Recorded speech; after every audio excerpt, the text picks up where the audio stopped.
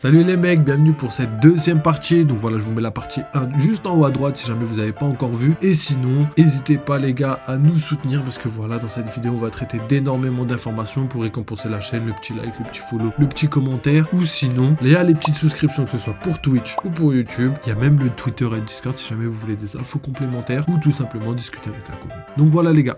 Les mecs, deuxième partie du live. Cette fois-ci, on va analyser un petit peu du coup les spoils. On va faire des théories, on va parler de l'analyse, on va voir un petit peu tout ce qui se passe dans l'arc d'Elbaf. Et on va aussi débriefer un petit peu et prendre toutes les informations dans l'ensemble pour essayer d'entrevoir l'avenir tel un Roger à l'époque de la grande ère de la piraterie. Donc là, c'est parti, on va faire l'analyse. Et après, ce sera tout pour ce petit live. Je pense qu'on aura fait quand même un live pas mal. Ok, donc c'est parti les gars. Premièrement, on va débuter avec l'analyse. Donc dans ce chapitre, il y a plusieurs informations. On va traiter les plus importantes. Pour moi, la plus importante, c'est Loki. Les révélations autour de Loki. On a sa prime et on a aussi le fait qu'il connaît Shanks. Et ça, ces deux informations, les gars, vous connaissez. Forcément, il faut qu'on analyse ça. Déjà, premièrement, on sait que Loki a volé le fruit du démon et a commis le meurtre du roi Harald il y a très longtemps. Enfin, quand je dis très longtemps, c'est il y a quelques années. C'était pas là récemment. Parce que voilà, ça a été dit. Ça a été dit, ils ont dit quelques années. On n'a pas le chiffre exact. Mais on peut supposer que ça peut être soit il y a 6-8 ans quand Shanks est devenu empereur. Ça nous ferait une jolie coïncidence. Et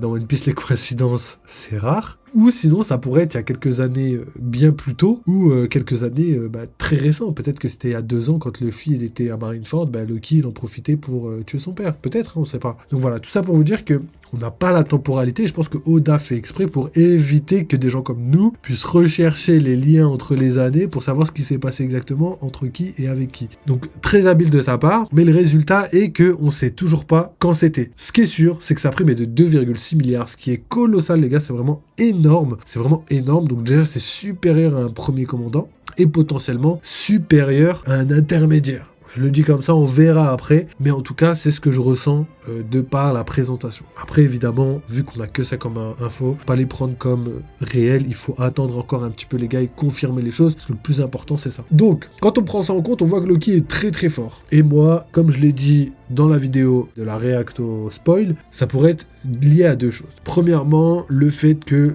Loki est une arme antique. Je l'ai déjà dit plusieurs fois dans ma théorie des armes antiques. En fait, Elbaf, Wano et l'île des hommes poissons ont un lien très étroit qui fait que tous les trois ne sont pas affiliés au gouvernement mondial. Il n'y a que l'île des hommes poissons qui a été récemment affiliée au gouvernement mondial. Et c'est vrai, il y a 200 ans, l'île des hommes poissons a voulu aussi être affiliée au gouvernement mondial, mais ça s'est soldé par un échec. Et du coup, ils n'ont plus voulu tout simplement s'associer au gouvernement mondial jusqu'à aujourd'hui. Et même aujourd'hui, ils en conservent une certaine rancœur, ce qui est totalement logique quand on voit le comportement des Tenryubito. Donc quand vous prenez ça en compte, on comprend que déjà l'île des hommes poissons, Wano et Elbaf, ils ont un lien commun très étroit. En plus de ça, ils sont tous des polyglyphes et tous des liens avec les Ji. Donc ça, c'est une certitude. Ensuite, il y a un petit peu le folklore autour de Nika à Elbaf, et il y a des liens aussi avec les dieux, tu vois, Momonosuke qui, son nom veut dire le plus fort, Elbaf Loki, c'est l'homme le plus fort d'Elbaf. On a aussi Poséidon qui règne sur les mers, tu vois, il y a vraiment cette inspiration de puissance, et même de base, tu vois, les hommes poissons, c'est des êtres ultra puissants. Les samouraïs, c'est des êtres ultra puissants, et également pour les géants, qui malgré leur taille, qui leur donne une supériorité par rapport aux humains, ils sont quand même puissants, même à leur taille, tu vois. Ce serait un humain qui faisait la même taille, il serait pas de la même acabit, il serait pas de la même puissance. Donc quand on prend ça en compte, on voit clairement qu'il y a vraiment autour de tous ces personnages quelque chose qui les lie et qui fait que l'arme antique, la potentielle arme antique pourrait se trouver à Elbaf et pourrait être Loki, surtout au niveau de la dénomination où ils disent clairement que Loki est capable de détruire le monde. Et quand quelqu'un est capable de détruire le monde, on a le choix entre deux choses. Soit les armes antiques, soit un empereur. Parce qu'il n'y a que 2 personnes à qui on a dit ça. La première, c'était Poséidon. Mais on peut étendre ça à toutes les armes antiques, mais c'est juste les autres armes antiques, on n'a rien de confirmation. Et la deuxième personne, c'est Barbe Blanche, à Marineford, qui lui était capable de détruire le monde. Donc quand on prend ça en compte, on se dit, ah ouais, Loki, il a vraiment été saucé, donc est-ce que c'est réel? Est-ce que c'est pas réel? Est-ce qu'en 1v1, il peut battre un empereur? Je sais pas. Et pour moi, je ne pense pas que là, avec les informations qu'on a, on pourrait confirmer la chose. Tout ce qu'on peut faire, c'est comprendre que Loki a la capacité destructrice d'un empereur ou la capacité destructrice d'une arme antique. Ça se peut qu'en 1v1, il soit pas à la hauteur d'un empereur, mais ça se peut aussi qu'en contrepartie, il ait quand même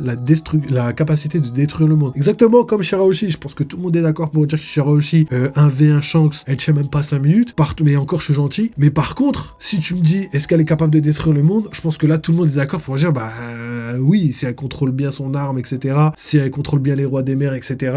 On peut aller dans ce sens-là. Donc voilà, Loki, il faut potentiellement le prendre comme ça. Ou sinon, ma deuxième théorie, comme je l'ai dit avant, c'est la potentialité que ce soit un ancien empereur déchu. Pourquoi? Parce que voilà, Shanks, pour devenir empereur, il a dû faire quelque chose. Il a dû battre quelqu'un de suffisamment fort. Et si lui était un ancien empereur, si lui aujourd'hui est à Elbaf et qu'il puisse être tout simplement assis comme ça en mode je protège cette île, c'est comme chez moi, peut-être qu'il a suffisamment aidé les géants pour pallier à un problème interne qui seuls les géants n'auraient pas pu résoudre tout seuls, tu vois. Et pour moi, ça c'est ultra cohérent. Et d'ailleurs, on a des informations qui vont dans ce sens-là parce que dans ces spoils, on voit que Loki insulte Shanks pour justement mettre Luffy en colère, mais peut-être qu'il y a une espèce d'animosité autour de Shanks et Loki. Donc voilà, c'est des informations qui pour moi sont ultra pertinentes. Après, à voir si c'est des choses qui vont potentiellement se réaliser, à voir si c'est peut-être une erreur de jugement ou une erreur... Tout peut arriver les gars, mais en tout cas, moi je trouve que pour l'instant, tout va dans ce sens-là, donc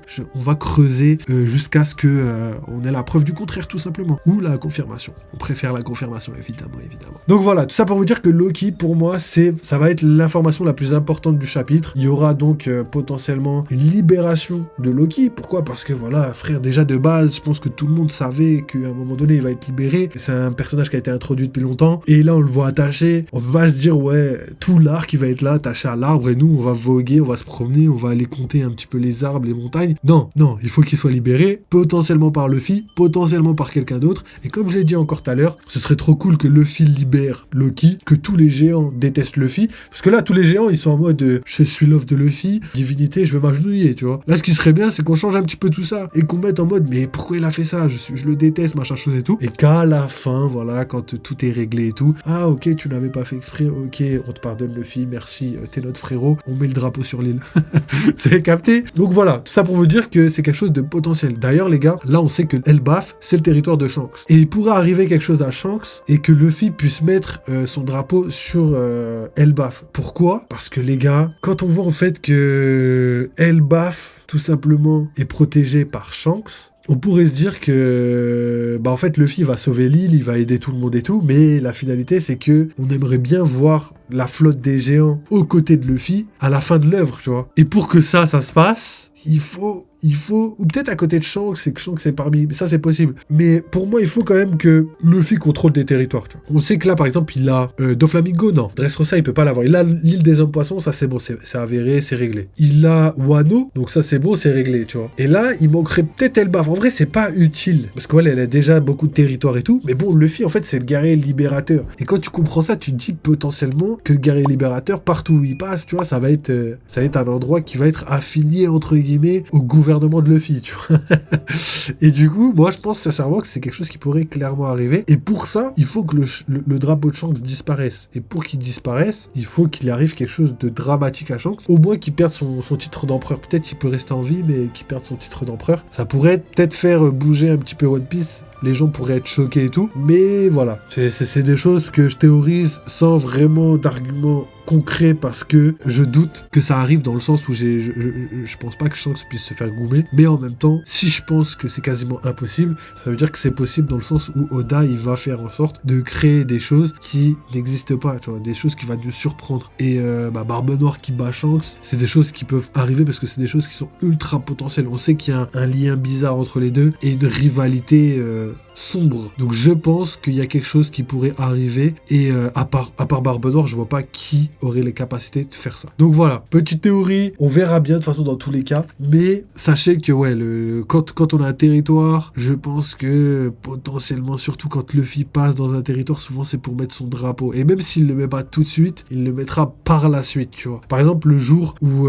Alabasta par exemple quittera le gouvernement mondial, je pense que le drapeau de Luffy sera sur l'île pour justement protéger l'île tout simplement. Pareil pour, je pense aussi Dressrosa, parce que les Dressrosa et Alabasta sont étroitement liés, et pareil pour tout le reste. En vrai, je vous mens pas, je pense que toutes les îles où il est passé, il pourrait se passer la même chose. Water 7 avec Iceberg qui aime pas du tout le gouvernement mondial, vous comprenez que toutes les îles qui sont actuellement liées au gouvernement mondial pourraient le jour J, en fin de manga, se retourner contre le gouvernement mondial et rejoindre un petit peu la flotte de Luffy. Et pour Elbaf, en vrai, si rien n'arrive à Shanks, je pense qu'il va garder son territoire, c'est logique, c'est comme ça, tu vois. Par contre, s'il arrive quelque chose à Shanks, malheureusement, il faudra justement que Luffy reprenne le territoire parce que Elbaf aura besoin, entre guillemets, d'être protégé, mais surtout, en fait, toutes les îles qui appartiennent à Shanks, tu vois. Donc, à voir. À voir. Voilà, je vous ai un petit peu expliqué tout ça comme ça, mais voilà, ça c'est des choses qu'on va creuser plus tard. Pour l'instant, trop peu d'informations, je préfère pas trop m'égarer là-dedans. Ok, donc voilà, on a parlé de Luffy, on a parlé de Shanks, on a parlé du fait que Shanks, ancien empereur, etc., etc. On verra les gars. Pour l'instant, on verra. Après, franchement, comme je l'ai dit, ça reste des suppositions, étant donné que là, pour l'instant, ça va être difficile de voir Shanks se perdre. Mais malheureusement, je le vois mal. Je vois mal continuer l'aventure sans se frotter à des personnes ultra dangereuses. On verra pour la suite, mais pour l'instant, je pense que c'est possible. On verra. Ok, donc voilà, autour de Loki, je pense avoir fait le tour et avoir dit toutes les informations pertinentes. N'oubliez pas la prime de 2,6 milliards qui est sur sa tête. Je pense que c'est même pas la prime finale, étant donné que ça fait longtemps qu'il a été enfermé, étant donné que potentiellement la prime a été faite avant qu'il ait mangé le fruit du démon. Donc peut-être qu'il valait 2,6 milliards jeune, sans fruit du démon. Et parce que voilà, il était un des hommes les plus puissants d'Elbaf, tu vois. Ça se trouve, c'est juste ça. Et là, il va falloir ajouter le fruit du démon, potentiellement l'éveil, potentiellement le fait qu'il ait grandi, gagné en muscles, tout ça, comme tous les guerriers d'Elbaf. On va voir les gars, mais pour moi, c'est quelque chose de ultra pertinent. Ok, donc voilà, après on a fait le tour. Il reste que deux choses. Les deux autres informations, c'est que là, on va aller très vite. C'est sur Zoro et Sanji. Donc le groupe de Zoro et Sanji qui fuit Road et qui fuit de justesse. Franchement, la phrase, ça m'extermine. Franchement, quand tu vois, comme je l'ai dit, hein, quand tu vois que Zoro, il a battu King, que Sanji, il a battu Queen, qu'ils sont tous les deux ensemble et qu'ils ont peur de Road, frérot, c'est pas possible. Comment ça, c'est pas possible? Moi, je pensais qu'ils allaient mettre une petite patate et au moins, ça aurait mis les idées en place à Road. Pourquoi? Parce que Road, il considère tous les humains comme des êtres faibles. Pourquoi? Parce que voilà, le fait qu'ils soient tout petits, le fait qu'eux soient grands, déjà dans leur tête, ils pensent qu'ils sont les plus forts et qu'ils ont la suprématie sur le monde, de par leur taille. Cependant, on a très bien vu Luffy battre à Jourdain en une seule patate, tu vois. Donc quand tu vois ça, tu te dis, frérot, Road, il va pas faire long feu, tu vois. Surtout que Road était un subordonné de Ajrodin. C'était pas un mec fort, tu vois. Et là, de voir Zoro fuir, là, ça m'extermine. Mais bon, c'est pas grave. Peut-être qu'ils veulent pas créer d'embrouille. Hein, c'est vrai qu'ils sont avec Nami et tout, donc je pense qu'ils les ont un peu briefés pour éviter de faire n'importe quoi, tu vois. Et pour l'instant, c'est ce qu'ils font, et tant mieux d'un côté. Et la dernière information qui pour moi est la plus pertinente, ça va être Robin qui s'apprête à rejoindre Saul, qui s'apprête enfin à rejoindre la personne qu'elle attendait depuis maintenant 22 ans. Ça fait 22 ans qu'elle a pas vu Saul, les gars. 22 ans, elle avait 8 ans la dernière fois qu'elle l'a vu, et aujourd'hui elle a 30 ans, Robin. Donc voilà, tout ça pour vous dire que quand tu vois ça, t'es choqué de ouf, parce qu'on a donc les retrouvailles de 22 ans qui vont se faire très prochainement. Et en plus de ça, Saul, c'est un peu le mentor de Robin, c'est un peu la personne qui l'a aidé, c'est un peu son premier ami, hein. Elle avait pas d'autres amis, elle avait quand même les scientifiques de l'île, mais c'était pas une relation amicale comme Saul, tu vois. Saul, c'était vraiment pour elle son premier ami, tu vois. Du coup, on voit que les retrouvailles vont se faire. Du coup, elle décide de changer de cara design. Elle se coupe les cheveux. C'est trop lourd de ouf parce que voilà, elle va ravoir un petit peu le flow qu'elle avait dans la première moitié de Grand Line. Et ça, c'est ultra bien fait parce qu'au final, on va retrouver un petit peu une Robin d'à l'époque, mais genre remasterisée en mode mieux. Tu vois ce que je veux dire? Ça va être la Robin 2.0. En même temps, elle ressemble à l'époque, mais en mieux, tu vois. Et ça va être lourd de ouf. Et en même temps, ça va nous rappeler un petit peu de nostalgie. Et aussi le fait que, du coup, Oda va devoir garder cette coupe de cheveux jusqu'à la fin du manga, enfin entre guillemets, à part s'il décide vraiment de changer, mais bon, on connaît Oda, il va pas faire des coupes de cheveux toutes les semaines, tu vois, à part pour Franky, genre Franky sur chaque île, il a une coupe de cheveux différente, mais à part ça, je vois personne qui est capable de faire ça, tu vois. Et Franky, c'est vraiment une invention, tu vois, c'est le fait de pouvoir changer, c'est propre à Franky, tu vois. Et du coup, Robin, le fait qu'elle va changer de coupe, ça va donner un petit peu de relief dans le sens de l'évolution de l'équipage. On sait que Robin, à partir de Elbaf, elle change de coupe et ce sera plus la même Robin. Et ça, c'est intéressant. Ensuite, pour terminer avec elle. Donc voilà, il y a les théories qui fusent dans ma tête d'abord, mais je pense que ça, c'est quelque chose que j'ai déjà vu sur le net. Donc voilà, ça va. Je sais que ça va arriver très prochainement. Vous allez entendre parler du fait que Robin est la traîtresse de l'équipage et qu'au final, elle va retourner sa veste et potentiellement, je sais pas, faire une dinguerie, tu vois. Et en fait, si je vous dis ça, c'est parce qu'à la fin du chapitre, il y a un géant qui crie que Saul s'est effondré sur le sol. Et du coup, ça, le fait que sans fin de chapitre, donc un cliffhanger, ça va sûrement faire penser aux gens, enfin en tout cas de mettre héberger une idée dans la tête des gens que Robin aurait pu volontairement faire quelque chose pour que Saul se retrouve au sol. Saul au sol. Excellent. Donc voilà, vous comprenez que c'est des choses qui peuvent arriver, mais moi je n'y crois pas du tout parce que voilà les gars, on a trop connu Robin. Robin, elle était prête à se sacrifier pour l'équipage, elle était prête à se rendre au gouvernement mondial, les personnes qu'elle déteste le plus au monde, pour justement sauver les Mugiwara. Donc là, clairement, je ne peux pas croire une seconde qu'elle soit méchante. Ça, c'est une première chose. Et deuxième chose, pour moi, si Saul s'effondre au sol, c'est parce que le choc, il s'attendait pas à la revoir, tu vois. Il s'attendait vraiment pas à la revoir. Il est là en mode, mais quoi, Robin, c'est vraiment toi? Bam, il tombe dans les pommes, il tombe au sol, tu vois. Donc, je pense que c'est plus ça que la fameuse traîtrise de Robin. Donc voilà, je préfère vous le dire maintenant, parce que ça va arriver prochainement, au moins vous aurez les infos en avance. Donc voilà les gars, je pense avoir fait le tour par rapport à l'analyse. De toute façon, si j'ai oublié quelques trucs, on le fera plus tard. Donc voilà, je vous laisse sur ça. N'oubliez pas, vive les jeux vidéo, vive One Piece. Si vous voulez participer au développement de la chaîne, vous savez exactement comment faire. Vous avez plein d'informations les gars, que ce soit sur Twitter ou sur Discord. Sinon, vous avez les souscriptions Twitch et YouTube. Donc voilà les gars, n'hésitez pas, si vous voulez participer de manière financière ou non, hein, vous pouvez toujours participer, mettre votre petit like, vos petits follow, petits commentaires. Ça permet de développer la chaîne et nous permettre aussi de continuer à vous proposer du contenu de qualité. Et puis voilà les gars, je pense avoir fait le tour. Je pense avoir dit tout ce que j'avais à dire. Merci encore. N'oubliez pas, vive les jeux vidéo et vive One Piece encore une fois. Ciao.